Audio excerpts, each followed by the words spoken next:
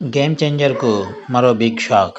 Mega power star Ram Charan నటించిన game changer cinema శుక్రవారం విడుదలైంది. సంక్రాంతి కానుకగా విడుదలైన ఈ సినిమా మిక్స్డ్ టాక్ను సొంతం చేసుకుంది. తమిళ స్టార్ డైరెక్టర్ శంకర్ ఈ సినిమాకు దర్శకత్వం వహించగా, దిల్ రాజు 450 కోట్ల రూపాయలతో భారీ బడ్జెట్తో గేమ్ చేంజర్ను నిర్మించారు. అయితే ఈ సినిమా ప్రేక్షకులను ఆకట్టుకోవడంలో ఘోరంగా ఫెయిల్ అయింది. తెలిసిన కథే అయినప్పటికీ కథను నడిపించడంలో వైవిధ్యం లేకపోవడం సినిమాకు మైనస్గా మారింది.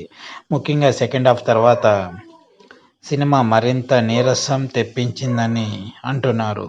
తమన్ ఇచ్చిన పాటలు, బీజీఎం సైతం పెద్దగా ఆకట్టుకోలేదని ప్రేక్షకులు పెదవి విరుస్తున్నారు. మెగా అభిమానులు దర్శకుడు శంకర్పై ఆగ్రహం వ్యక్తం చేస్తున్నారు. 2 సంవత్సరాల పాటు మా హీరో జీవితాన్ని నాశనం చేశారంటూ మెగా ఫ్యాన్స్ దర్శకుడు శంకర్పై మండిపడుతున్నారు. రామ్ చరణ్ తన పాత్రకు న్యాయం చేసినప్పటికీ దర్శకుడు శంకర్ తన మార్కు చూపించలేకపోయారని మెగా అభిమానులు ఫైర్ అవుతున్నారు.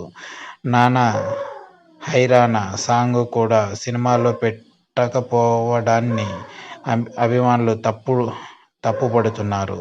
ఇదిలా ఉంటే తాజాగా గేమ్ చేంజర్కు మరో బిగ్ షాక్ తగిలింది. ఈ సినిమా విడుదలై 24 గంటలు కాకుండానే గేమ్ చేంజర్ హెచ్డీ ప్రింట్ నెట్టింట్లో వైరల్గా మారింది.